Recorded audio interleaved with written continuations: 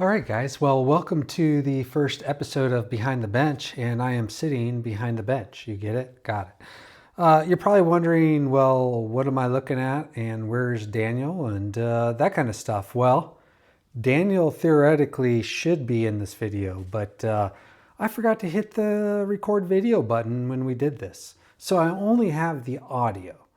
So here's a little introduction, and then you can listen to it. And I think in the future videos, I'll try to actually have the video. But hey, you're gonna have to sell for the audio. Some behind the scenes look of what's going on. You know, with the podcast, I get to talk with a lot of makers.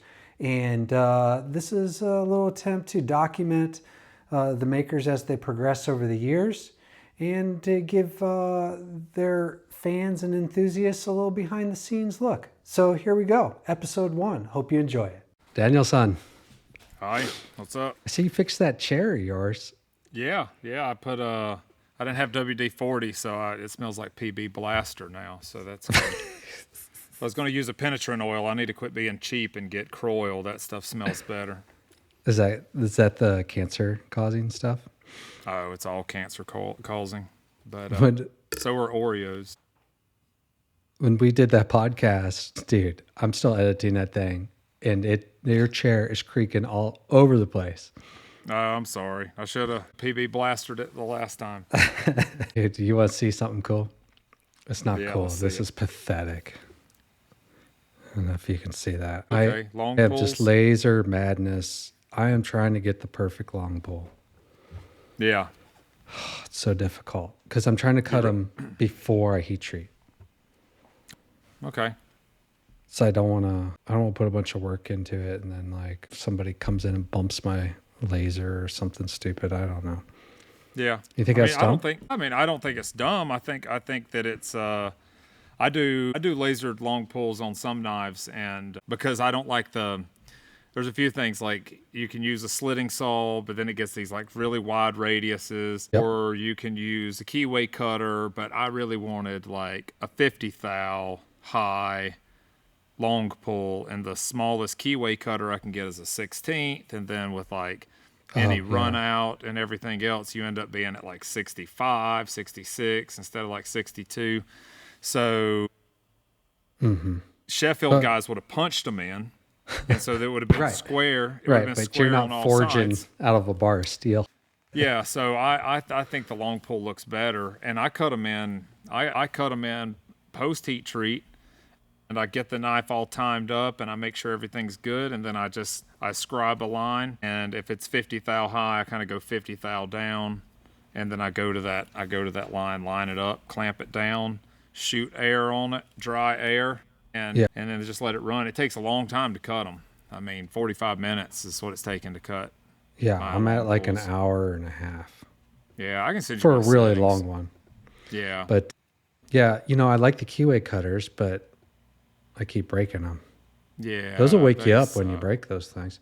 Oh, yeah. Yeah. Yeah, they're all made in the USA. Maybe I should buy some Chinese ones. I bet they hold up better. Yeah, probably.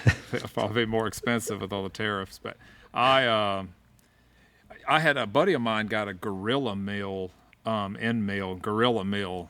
Good Lord. Best end mill I've ever used in my life. Oh, really? And it was a 1/2-inch 8 flute. And I was doing integral bolsters, and I was just trying to see like how far and how hard I could push this end mill. So I was like running my speed up on the spindle, running my table, the feed speed up, and it was just, but I didn't know that my collet was slipping, and it just boom and bottomed out and snapped like 150 mil about 3 knives in. So but this is like my 12th one in like 4 years, so I'm just tired of buying them. Yeah. So that's a lot. I'm trying with the laser. We shall see. The problem with the laser is like if you want to cut 50 thou or 55 thou, then you're starting to get out of your focal depth. Yeah. Yeah. So you start out good, then so. I look at mine under a microscope, and I've got like an inspection microscope in the shop, and I look at it under that, and it seems to work. Yeah, it looks pretty good down in there. I've been, experimenting with different finishes too. Yeah. So I'll send you my settings when we, remind me. I've got yeah, ADHD, so you'll have to remind me. 30, 40 ties. Yeah, that's why I could never be a waiter. I'd be like, table 7 needs sweet tea, and then 2 weeks later, I'd be like, Gosh, shit. yeah. You wake up in a cold sweat at 4 in the morning. Table 7. Son of a gun. I get to that age now where I'll have some like a name on the, some band's name or something, in history on the tip of my tongue. And, 3 years later, like I'll be walking or something and, oh, I remember. Now I forget who I was talking to. You can't type in like historical things into ChatGPT. You won't get anything historically Well, accurate. yeah. Shoot. You can on Grok. Grok will tell you the truth. Oh, yeah. What mode do you use on that thing? I don't know. Here lately, it seems to be the anti-Semitic mode. But, I'm just kidding. That's like a news thing. Yeah. For anybody listening, that's a news thing. Yeah. Shoot, man. Well, I just talked to Evan yesterday, Yeah. and he's coming out early to GKA. Okay. Are you bringing? How many knives are you bringing? Do you have a plan yet?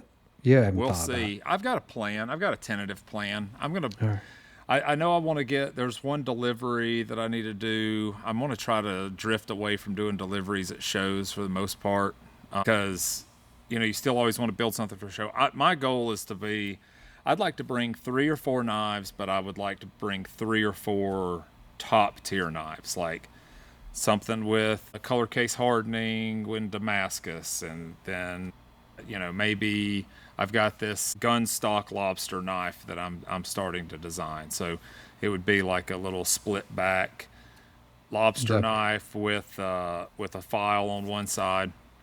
So I'd like to do something like that. And I just want to bring some like really, really niche, really, really top tier stuff to really showcase kind of some of the,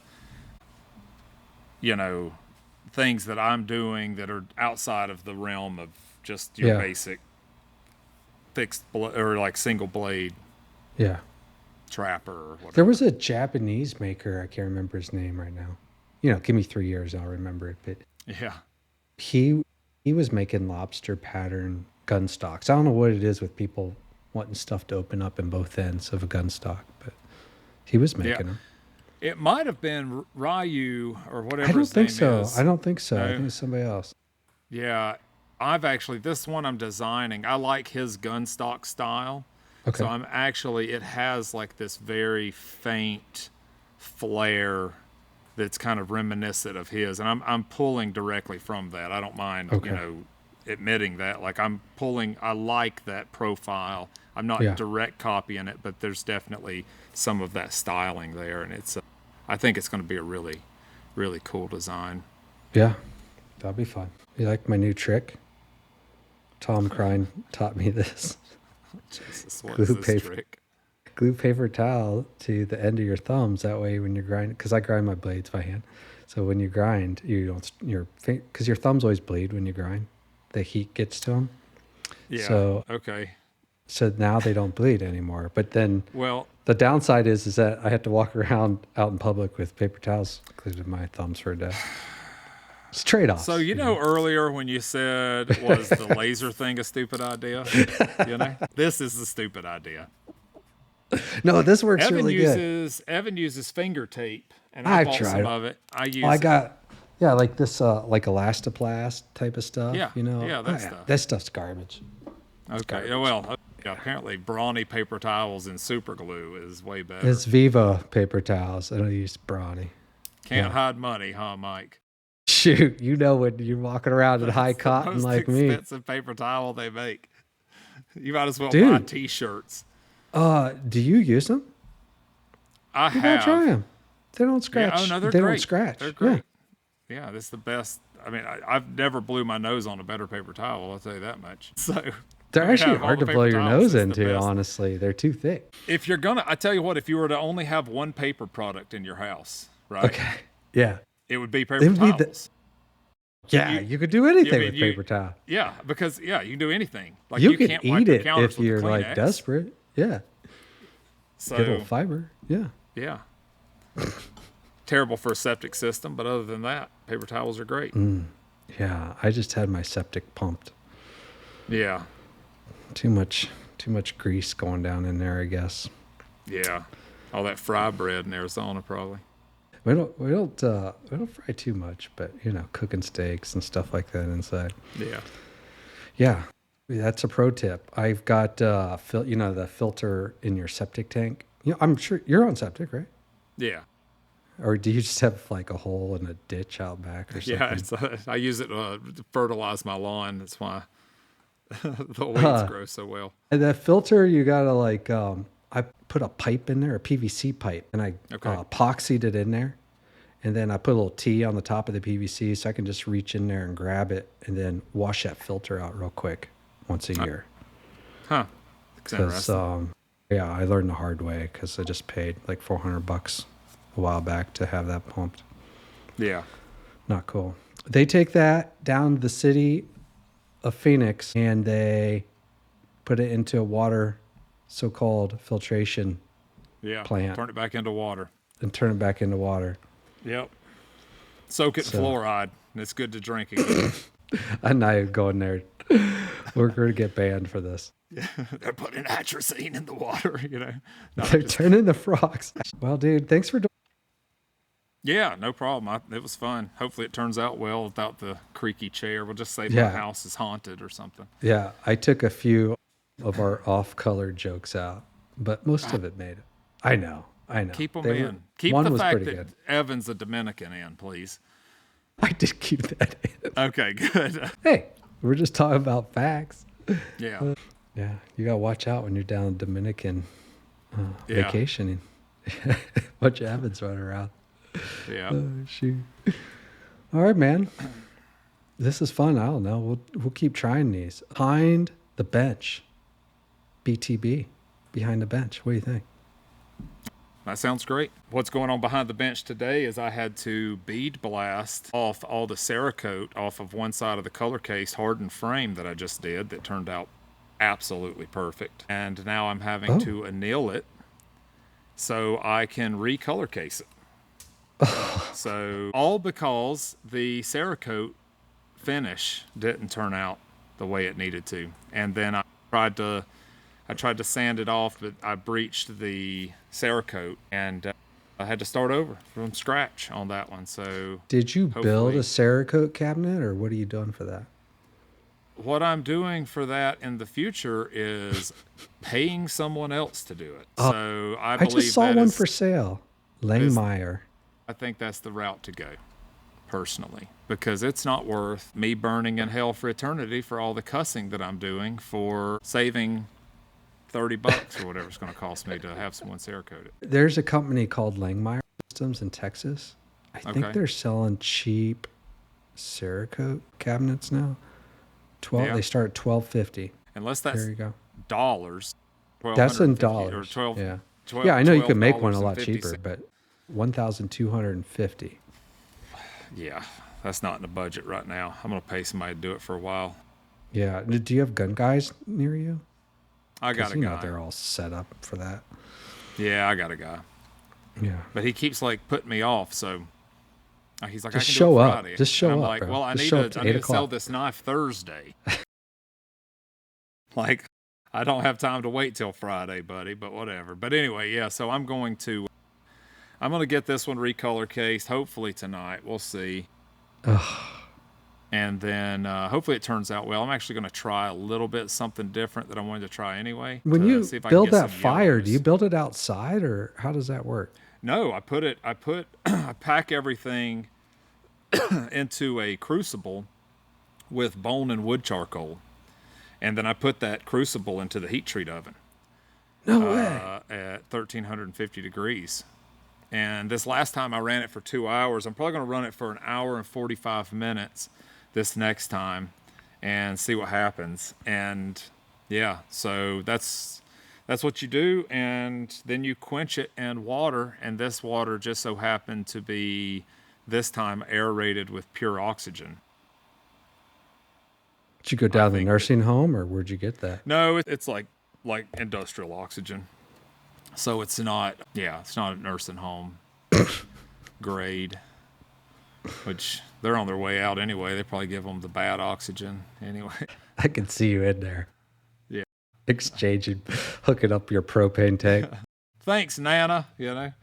But but yeah, so it's cool. It makes the quench look like on a video. It makes the quench look a lot cooler because Yeah. it just accelerates. It's got to look good on the everything that's video. coming out of it. Yeah, it's Doesn't got matter to. what the actual outcome is. Do it for the gram or for the culture, as the young kids say, or whatever.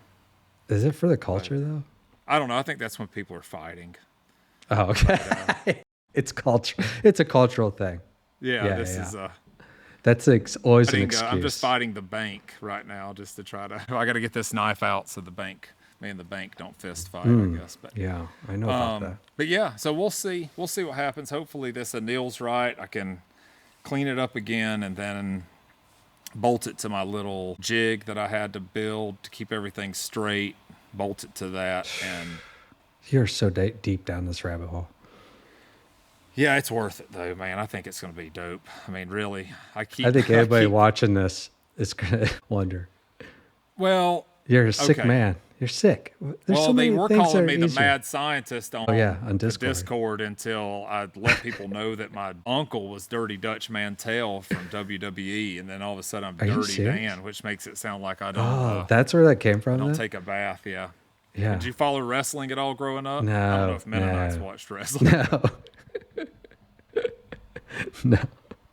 You got to have a TV to watch wrestling, but I'm just kidding. You can edit that out. But anyway, I had TV. but no, but yeah. So my uncle was like kind of big in the. I didn't ever watch wrestling, but my uncle was like big in the wrestling world in the early '80s and '90s. That's crazy.